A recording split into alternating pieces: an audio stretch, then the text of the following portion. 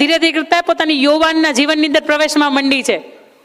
કદાચ બની શકે ને એનું જીવન એકાદુ દિશામાં ફંટોળાઈ જાય, કદાચ બની શકે ને એની એકાદી સંગત છે એ બદલી જાય, તો મા બાપ તરીકે આપણા જીવન ઉપર આખું લાંછન લાગી જાય. પણ દીકરી કેવી હોય એવી શ્રેષ્ઠ દીકરીની મારે તમને વાત કરવી છે કે જ્યારે સગપણની વાત આવતી હોય ને ત્યારે દીકરીના જીવનની અંદર બહુ ભરકા હોય. એક વખત મા તરીકે પૂછજો કે તારે કેવું ઠેકાણું જોઈ છે.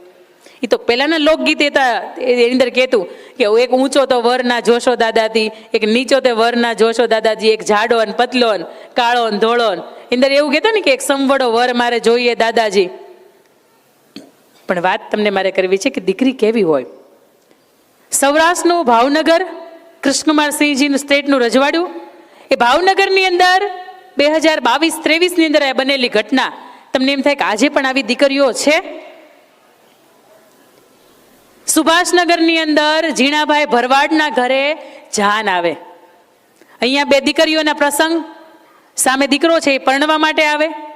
એક બાજુ દીકરી છે તૈયાર થાય છે, એક બાજુ મામેરા વધાવવાની વિધિ છે એ પૂરી થાય છે, અને ઢબક ઢબક કરતી ઢોલને લઈને એ જાન છે ને ઘરને માંડવે આવે છે. બને છે એવું કે દુલ્હનના રૂપની અંદર હેતલબેન નામની દીકરી છે, એને એ જ સમયે હાર્ટ એટેક આવે છે ને દીકરીનું દેહાંત થઈ જાય છે. આ વાત સાંભળ્યું ને, હજી હું કદાચ 10મી વખત વાત કરતી છે ને તોય મને મારા શરીરમાંથી ધ્રુજારી ઉપડી જાય કે આ ઘટના આપણા પરિવારની અંદર ઘટે તો એ સમયે હાલત શું થાય. ઘડીક વાર તો ઓહાપો મચી જાય છે. પણ આ 5 વડીલો બેઠા હોય ને એ ઘરની અંદર, એ જે ઝીણાભાઈ ભરવાડ છે ને એને પણ વડીલોને પૂછ્યું કે હવે શું કરવું જોઈએ. એટલે વડીલોએ જવાબ આપ્યો કે આ કાળિયા ઠાકરને જે કરવું હતું એને કર્યું, પણ હવે તો આ જાન માંડવે આવી ગઈ છે, આ જાન પાછી ન વળાવાય. કારણ કે એમાં તો આપણી ઇજ્જત છે, એમાં તો આપણી માણસાઈ છે. એ ઝીણાભાઈ ભરવાડે નક્કી કર્યું કે મારી નાનકડી દીકરી છે ને, મારી જે મોટી દીકરીનું આ ઘટના હતી બની, એની વિધિ આપણે પછી કરશું, પણ જે જાન માંડવે આવી છે તો એની અંદર મારી નાનકડી દીકરી છે ને એને હું પરણાવવાનો નિર્ણય લઉં છું. નાનકડી દીકરીને એની બેનપણીઓ પૂછે, તું કેતો ખરા કે તને ઠેકાણું ગમે છે કે નહીં? તું કેતો ખરા કે તને પાત્ર ગમે છે કે નહીં? તું કેતો ખરા કે તારું ભણતર વધારે છે, એનું ભણતર ઓછું છે, તારું ઠેકાણું તેની તને બનશે કે નહીં, તને ઘર પરિવારની અંદર ફાવશે કે નહીં? તું કેતો ખરા, તારી હા કે ના તો કે. પણ સાંભળજો, આ દેશની આદર્શ દીકરી કોને કહેવાય? એ દીકરીએ તરત વાત કરી કે મારા બાપાએ નક્કી કર્યું છે ને કે હું એ જગ્યાએ લગ્ન કરીશ. મારા બાપાએ તો ખાલી જીવન માંગ્યું છે, મારા પ્રાણ પણ માંગી લીધા હોત ને તો હું આપી દેત. હું આ ભારત વર્ષની દીકરી છું. સાહેબ, આ સગપણ સંમેલનનો મુખ્ય ઉદ્દેશ છે કે તમારા સગપણ કરવા માટે તમે 12-15 વર્ષના થયા ને ત્યારથી મા બાપના જીવનમાંથી ઊંઘ ઉડી ગઈ હતી. એ ઊંઘ હવે ત્યારે આવે કે જ્યારે તમે મંજિલ એને મળે. જ્યારે તમે નાના નાના હતા ને હિંચકામાં હાલરડા ગાતા હતા ને ત્યારથી એને તમારા સ્વપ્ન જોયા હતા. અને દીકરીના બાપ તરીકે એક જ એને ઉદ્દેશ હોય કે મારા દીકરીનું હું કન્યાદાન કરું.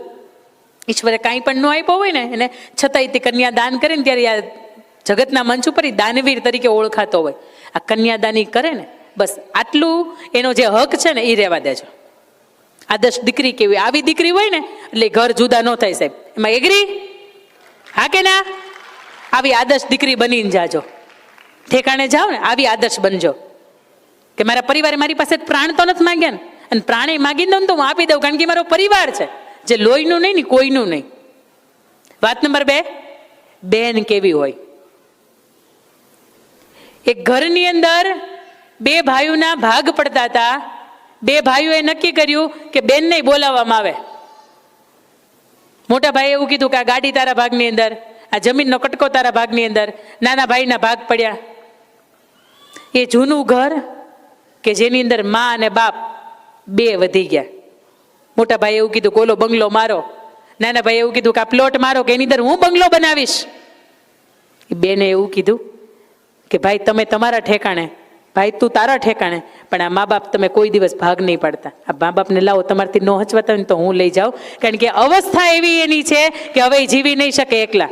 આખી જિંદગી એને જો કાઢી હોય ને તો તમારી હારે રહેવા માટે. પણ સાહેબ, આ સમાજની નરી વાસ્તવિકતા છે કે આખા ઘરની અંદર ઇન્ટરિયર તમને એમ કે આ ફર્નિચરની અંદર આ બાના દાદાના ફોટા સેટ નહીં થાય. તેથી મા બાપને એમ થતું છે કે આખી જિંદગી આ છોકરાઓની સેટ કરવા માટે અમને નહોતી ખબર કે એના ઘરની અંદર અમે સેટ નહીં થાય. ઘરની અંદર બહાર લખાયું હોય કે મા બાપના આશીર્વાદ, પણ ખરા અર્થની અંદર તમે જોવો ને તો એકાદી કોટડીની અંદર હોય. એ બા 10 વાગે ને એ દાદા 10 વાગે ને તો એને ચા પીવાનું મન થાય, પણ ઘરની વહુવારું તરીકે તમે એને જો શ્રેષ્ઠ સરસ મજાની આદુ મસાલાવાળી ચા આપતા હોય ને તો તમારાથી ભલામણા કોઈ ઉત્તમ પાત્ર ન હોય. એ બા હોય ને એને ક્યારેક શીરો ખાવાનું મન થાય, એ એવું કહે ને કે વહુ બેટા શીરો બનાવજો, તેથી ડ્રાયફ્રૂટ નાખીને લસપસ તો ઘીમાં શીરો બનાવી દેવાના. ક્યાં એને કાઢ્યા છે એટલા કાઢવાના છે. પણ ઉત્તમ બેનને હું કહું છું કે જેથી મા બાપના ભાગલા ન પડવા દે ને એ આ ઉત્તમ બેન, જે એના ખુદના મા બાપના ભાગલા ન પડવા દેતી હોય અહીંયા આવીને એવું ઈચ્છે કે મારા આ મા બાપના ભાગલા પડે, ન ઈચ્છે. વાત નંબર 3, ઉત્તમ પત્ની કોને કહેવાય? તમે મહારાણા પ્રતાપની નામ સાંભળ્યું છે, હા કે ના?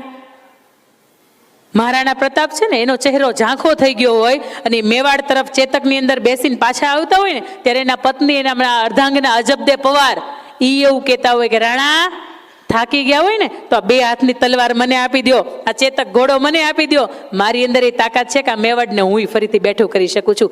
આ સ્ત્રી હોય, આ પત્ની હોય ને એટલે એ પરિવારને જુદું ન થવા દે, એમાં બે મત નહીં. બીજી વાત મારે તમને એ આદર્શ કેવી છે, સીતાજીની કેવી મજાની જિંદગી હતી. અહીંયા આવ્યા, 14 વર્ષનો વનવાસ ગયો, 1 વર્ષ અશોક વાટિકા માર્યા, ફરીથી આવ્યા.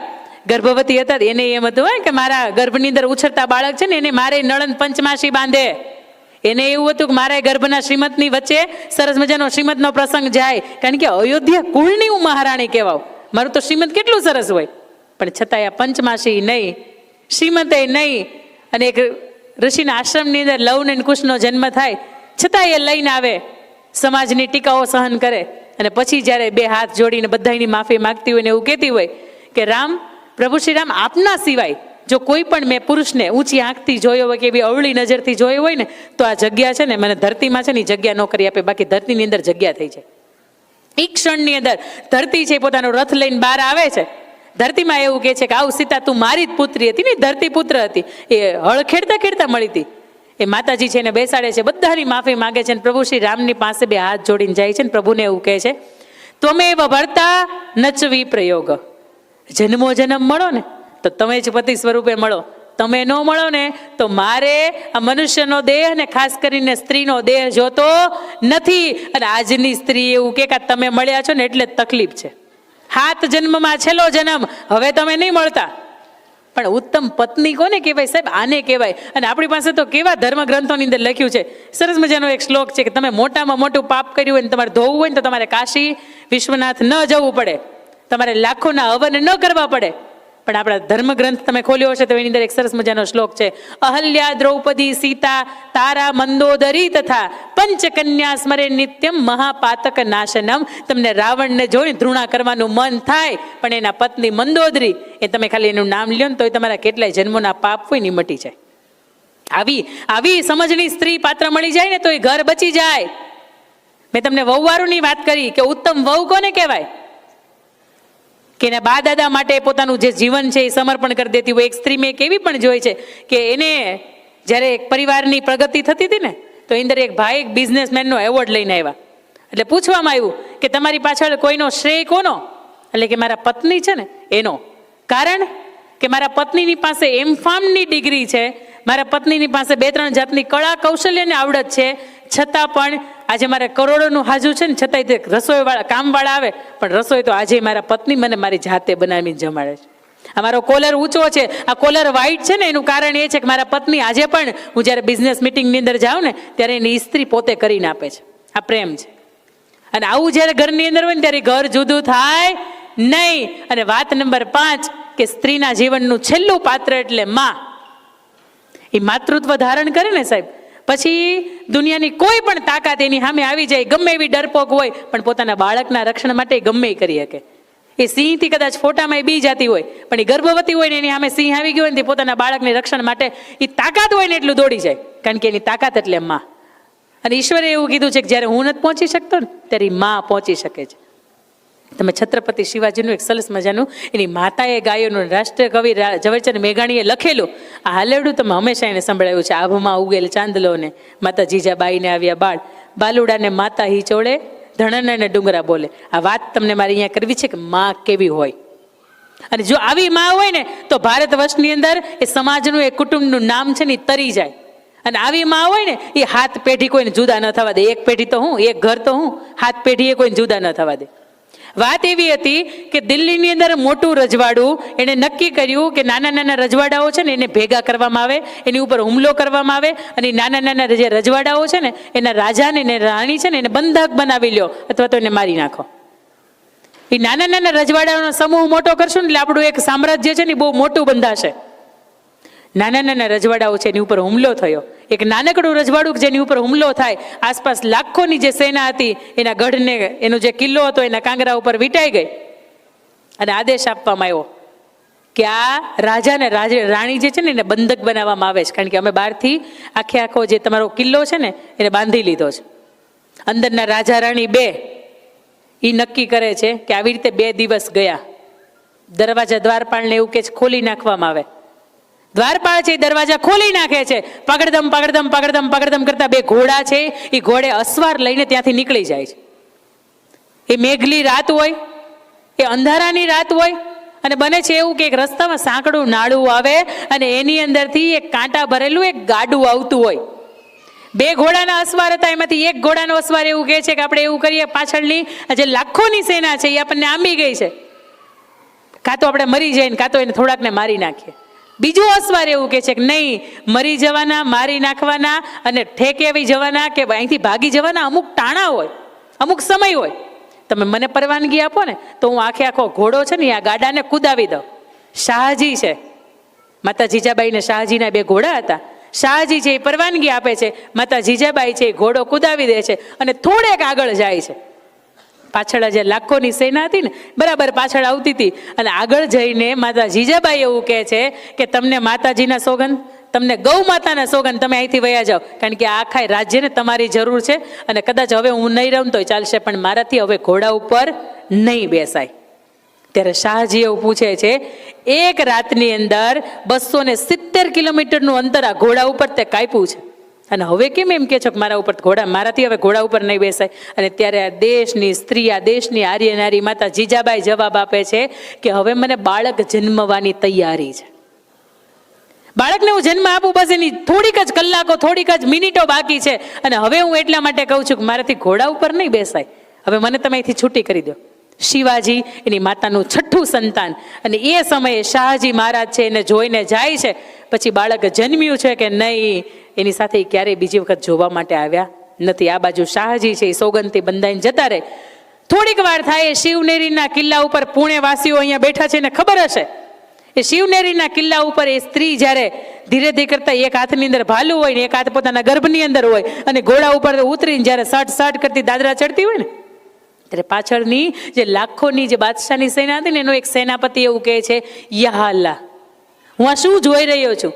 હિન્દુસ્તાનની નારીની આ તાકાત, માતૃત્વની આટલી બધી તાકાત, કે જે સ્ત્રીને પૂરા દિવસો જતા હોય, બાળક જન્મવાની તૈયારી હોય, અને તેમ છતાંય તે એક રાતની અંદર 270 કિલોમીટરનું અંતર કાપી શકે, એ માત્ર ભારત વર્ષની સ્ત્રી હોય, એના સિવાય કોઈ દેશની તાકાત નથી કે એની સ્ત્રી પાસે આટલી બધી તાકાત હોય, આટલી બધી ખુમારી હોય. બેન, તારે જરૂર હોય ને તો મને કહે, હું એક નહીં હું 100 સુયાણી બોલાવી દઉં, પણ તને આવી હાલતમાં કંઈક થઈ જાય ને તો મારો અલ્લાહ મને માફ નહીં કરે. એ સ્ત્રી એવું કહે છે કે મારે કોઈ સુયાણીની જરૂર નથી, કારણ કે બાળક મારું છે અને એને જન્મ આપવા માટે હું તાકાતવાર છું. આજે જ્યારે સ્ત્રીના ગર્ભની અંદર બાળક રહે અને સ્ત્રી એવું કહેતી હોય ને કે મારે સીઝર સિવાય કાંઈ નહીં, આ એના માટેનો કિસ્સો છે. એ 6થું બાળક હતું, એ ગર્ભાવસ્થાની સમય હતો, એ મોત સામે હતું, લાખોની ટીમ છે ને એની વાહે પડી હતી, છતાં એ સ્ત્રીએ નિડરતાથી એવું કીધું હતું કે મને કાંઈ નહીં થાય, કારણ કે મારા બાળકને જન્મ આપવા માટે હું હવે માતા બનવા માટે અંદરથી તૈયાર છું. મેં સ્વીકારી લીધું છે કે આટલું પીડા તો મારે સહન કરવાની જ છે. એ સ્ત્રી ધીરે ધીરે કરતી પોતાના દાદરા ચડે છે. એ જે 2 બાજુની જે સેનાઓ હોય ને એને એવું કે જગ્યા કરી આપો, આ વિફરેલી સિંહણ કહેવાય, અને જો એ વિફર છે ને તો આપણે કેટલાય હોમાઈ જવાની અગ્નિની અંદર. એ સ્ત્રી છે ને જગ્યા કરી આપવામાં આવે. એ 16 સ્તંભ અને 3 ઘુમ્મટના મંદિરની અંદર પ્રવેશ કરે અને ધડ કરતો દરવાજો છે એ બંધ કરી દે. થોડીક વાર થાય, બાળકના જન્મવાનો અવાજ આવે, હુઆ હુઆ હુઆ, અને પાછળથી નીચેથી સેનાપતિ પૂછે, બેન કોણ જન્મ્યું છે, દીકરો કે દીકરી? જેની માં આટલી બધી શૂરવીર હોય ને, બાળકનું એક વખત મારે મોઢું જોવું છે, એનું મોઢું તો મને બતાય. અને તેદીથી લોહીથી લથપથતી સ્ત્રી, એ શિવનેરીનો કિલ્લો હતો અને એનું નામ શિવો પાડ્યો એણે. 16 સ્તંભ અને 3 ઘુમ્મટના એ મંદિરથી અંદરથી એ સ્ત્રી બોલે છે કે તારો કાળ, તારો બાપ શિવો જન્મ્યો છે. અને જે દિવસે 18 વર્ષની ઉંમરે તારી છાતીની અંદર ખંજર ભોંકે ને તે દિવસે તારાથી એનું મોઢું જોવાય, બાકી તારાથી એનું મોઢું ન જવાય. આ સ્ત્રીની, આ માની આટલી બધી તાકાત હતી. અને તેથી ઝવેરચંદ મેઘાણી લખે છે કે આભમાં ઉગેલ ચાંદલોને માતા જીજાબાઈને આવ્યા બાળ, બાલુડાને માતા હિચોળે ધણન અને ડુંગરા બોલે. આ માં એવી છે કે એવું કહે છે કે ભારત વર્ષની રક્ષણ કરવા માટે તારે જીવવું પડશે, તારે ઝઝુમવું પડશે, તારે સૂવું હોય તો સૂઈ જાજે, તારે ખાવું હોય તો ખાઈ લેજે, અને તે તારે પોપટ ધાવણી ઘૂઘરા લાકડી રમવું હોય તો રમી લેજે. પણ એક સમય એવો આવશે કે જ્યારે તારે રાષ્ટ્ર માટે ઊભું રહેવું પડશે. એક સમય એવો આવશે કે જ્યારે તારે રાજ્યની રક્ષણ કરવી પડશે. અને તે દિવસે કદાચ અત્યારે ફૂલની પથારી હું પાથરી દઉં છું, પણ તેથી આ વિષ પૂજાડી છે ને એ તારી પથારી પાથરે ને તોય નવાય નહીં. તારું માથું અને તારું મોઢું છે એ ધડ અલગ થઈ જાય ને તો તારું મૃત્યુ છે ને સ્વીકારી લેજે. કારણ કે તારું જીવન છે ને દેશને હોમી દેજે. આ માં છે. અને આવી માં હોય ને એટલે ઘર જુદા ન થાય. બોલો અગ્રી કે નહીં?